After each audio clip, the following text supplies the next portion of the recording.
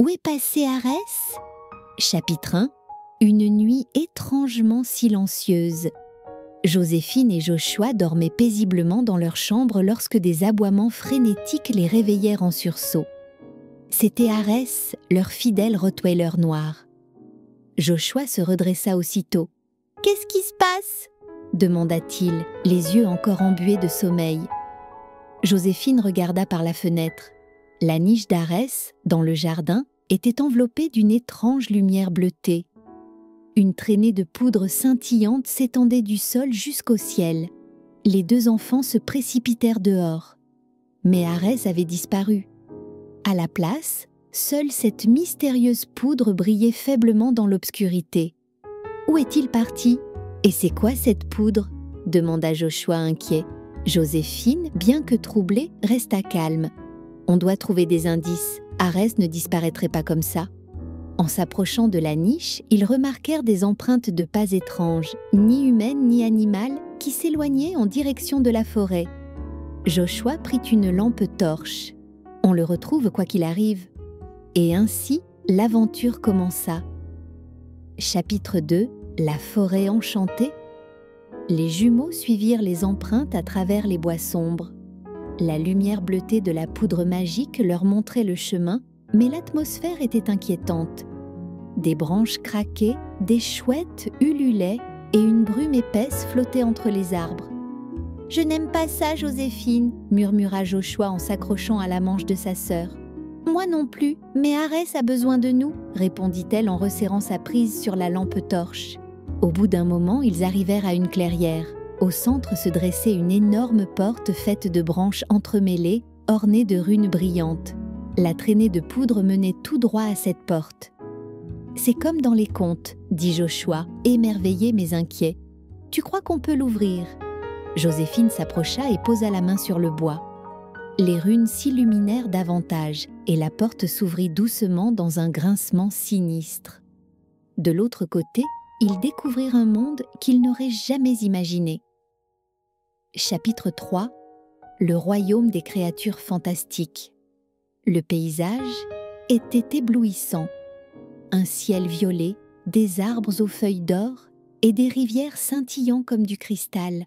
Partout, des créatures fantastiques déambulaient, des licornes, des fées lumineuses, des chats ailés et même des trolls amicaux qui les saluaient en passant.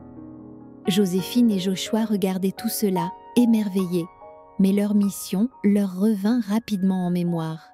« Arès doit être ici quelque part », dit Joséphine en observant les alentours. Ils demandèrent de l'aide à un elfe gardien qui portait une cape faite de feuilles. « Avez-vous vu un gros chien noir ?» demanda Joshua. L'elfe hocha la tête. « Oui, il a été emmené par la sorcière du crépuscule. Elle capture les animaux fidèles pour les transformer en gardiens magiques de son château. »« Gardien ? Mais Arès est notre ami, pas un esclave !» s'indigna Joshua. « Alors vous devez le sauver, » répondit l'elfe. « Mais attention, la sorcière est rusée et dangereuse. » Ils prirent un sentier indiqué par l'elfe, décidés à affronter la sorcière pour ramener leurs compagnons. Chapitre 4. Le château de la sorcière. Le chemin menait à un immense château noir, dont les tours semblaient toucher les nuages. Des gargouilles surveillaient l'entrée et une rivière de lave en entourait les murs. « Comment on entre là-dedans » demanda Joshua, tremblant un peu. Joséphine scruta les environs et repéra un petit pont caché par des buissons. « Par là, vite !» Ils traversèrent discrètement et entrèrent dans le château. À l'intérieur, des couloirs sombres s'étendaient à perte de vue. Des murmures mystérieux flottaient dans l'air. Enfin, ils arrivèrent à une grande salle où Arès était enfermé dans une cage dorée entourée de poussière magique. « Arès !» cria Joshua, mais le chien ne bougea pas. Ses yeux brillaient d'un éclat étrange, comme s'il était sous l'emprise d'un sort. Soudain, une voix retentit derrière eux. « Vous êtes courageux de venir ici » dit la sorcière, enveloppée dans une cape noire scintillante. « Mais votre chien m'appartient maintenant. » Joséphine s'avança, déterminée. « Non, Arès est notre ami, pas un prisonnier. Vous n'avez pas le droit de le garder. » La sorcière éclata de rire. « Si vous voulez le libérer, vous devrez résoudre mon énigme. Si vous échouez, vous serez mes prochains gardiens. » Les jumeaux n'avaient pas le choix. « On accepte », dirent-ils à l'unisson. Chapitre 5. Le pouvoir de l'amitié. La sorcière claqua des doigts et une sphère lumineuse apparut devant eux. Une voix grave résonna. « Je suis léger comme une plume, mais je peux remplir une pièce entière. Je n'ai pas de forme, mais je peux être ressentie. Qui suis-je » Joséphine réfléchit intensément. Joshua murmura « L'air ?» « Non, ce n'est pas ça. » Puis, une idée traversa l'esprit de Joséphine. « C'est l'ombre, » dit-elle.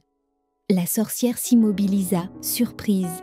Les chaînes dorées autour de la cage d'Arès se brisèrent immédiatement, mais la sorcière n'avait pas dit son dernier mot.